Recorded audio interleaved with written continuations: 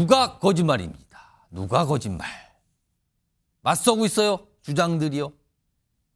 서로 다른 주장이 동시에 나왔습니다. 지금요.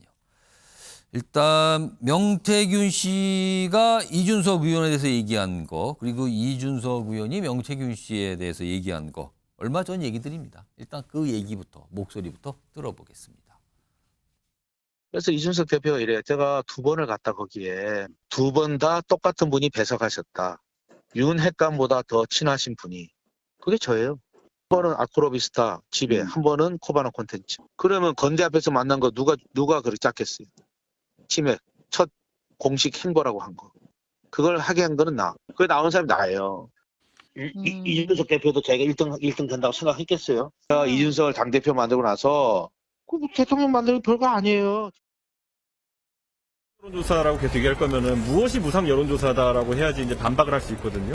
저는 그때 명태균 사장이 예를 들어서 저를 위한 여론조사를 해가지고 저에게 결과치를 제공했다 그런 일이 없습니다.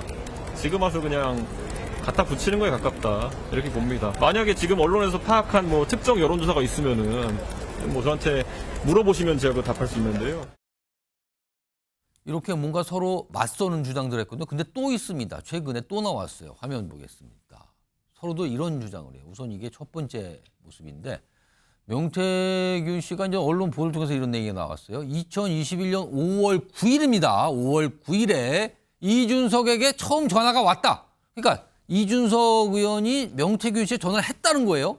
첫 통화 후 3에서 4일 뒤니까 5월 중순 정도가 되는 거예요. 대구의 한 카페에서 만났다. 그리고 당대표 선거를 도와달라고 했다. 아주 구체적으로 얘기를 합니다. 5월 9일 그리고 전화가 왔고 며칠 지나서 대구에서 만났고 도와달라고 했다. 이겁니다. 그런데 이준석 의원은 명시 요청으로 5월 24일에 처음 만난 거다. 요청의 방향이 다릅니다. 만난 날짜도 달라요, 지금요. 도와달라고 한 것은 그냥 잘 부탁한다 정도의 인사치레였지 뭘 도와달라고 한 겁니까? 이런 취지의 설명. 하나 더 봅니다.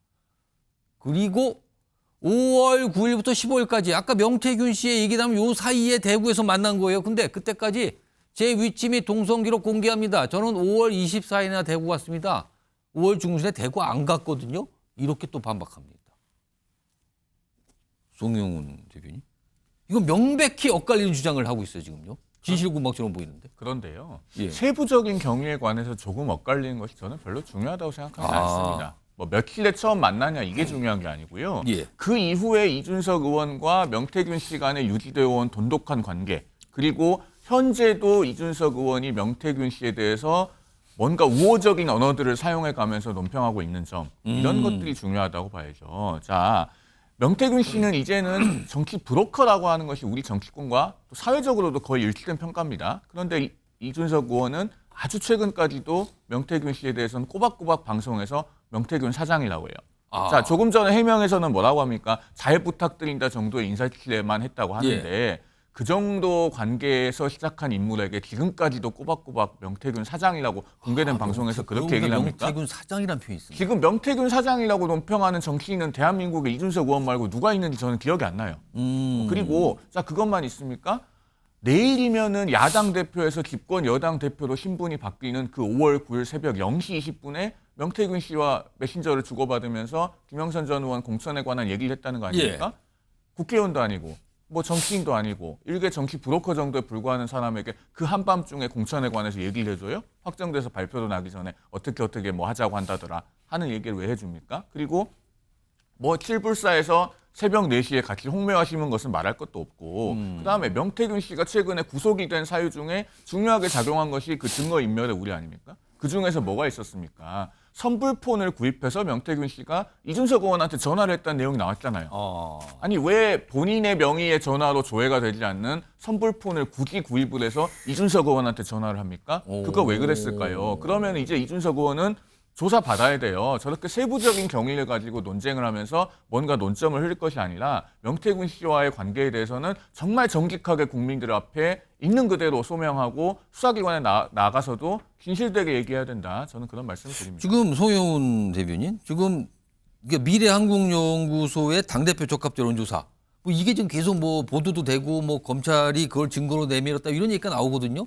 그러면은 이 여론조사 이걸 어떻게 봐야 되는 걸까요? 그럼 그 여론조사 중에서는 사실은 석연치 않은 여론조사들이 있죠. 미래한국연구소가 의뢰해서 그 당시에 국민의힘 당대표 경선 후보 적합도에 관한 문항을 포함해서 실시했던 이른바 전국 정례조사 중에서는요.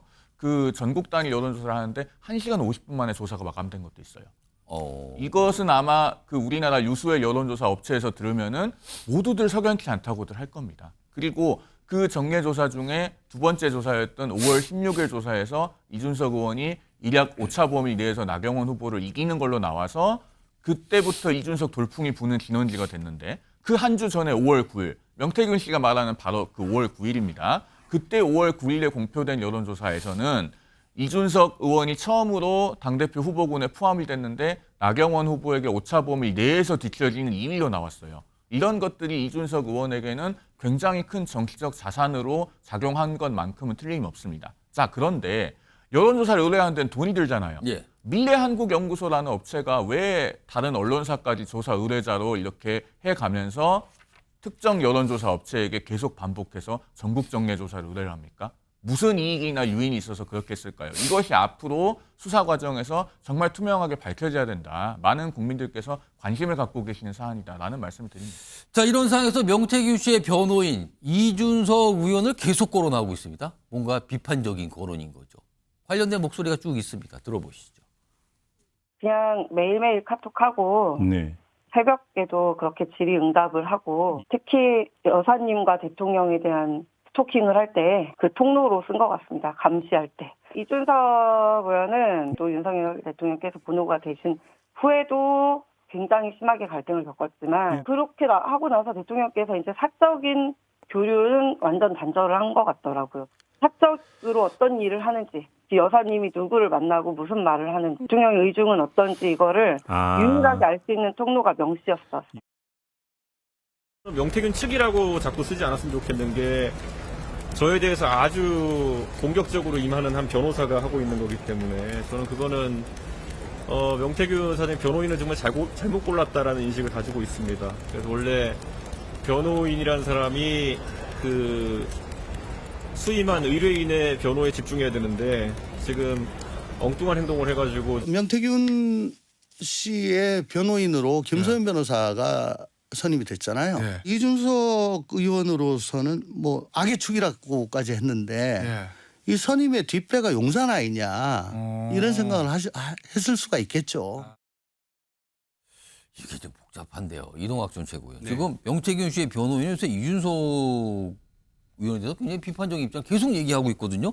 이게 명태균 씨에게 도움이 된다고 판단해서 이런 걸까요? 왜 이런 걸까요? 저는 제가 지켜보는 입장에서는 도움이 안 될 것 같아요. 명태균 씨 입장에서도 김소연 씨가 계속해서 저렇게 자기 대변인인데 자기 변호인이 그런 말을 하는 게 맞나? 이거의 본질로 다시 돌아가 보면 윤석열 대통령의 이 여론조사나 이런 것들을 명태균 씨가 해줬고 그 정치 자금이 어떻게 됐는지 그 관계가 아직 안 밝혀졌고요. 예. 그다음에 중간에 김건희 여사가 여론조사를 해와라. 그래갖고 해갖고 간 것도 있어요. 그것도 이제 증언에 다 녹취에 나왔던 내용인데 지금 대통령과 김건희 여사는 쏙 빠지고 갑자기 이준석 대표 쪽을 공격을 하기 시작했단 말이에요.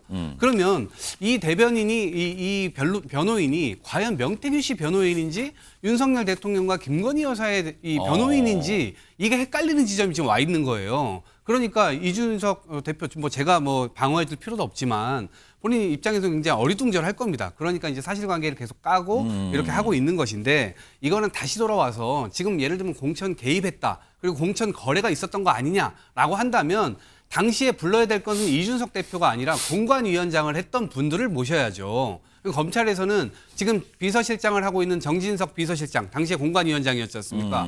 그리고 이 그 보궐선거에 관련돼서는 윤상현 의원이 한 것으로 지금 알려졌지 않습니까? 그럼 이 두 분을 불러서 당연히 이거에 대한 사실관계부터 해야 되는데 지금 언론에 나오는 건 이준석 대표에 관한 얘기만 나온단 말입니다. 이게 약간 시선을 다른 쪽으로 돌리려고 하는 거 아니냐, 불씨를 이쪽으로 빼보려고 하는 것 아니냐라고 하는 의구심을 가질 수밖에 없는 거예요.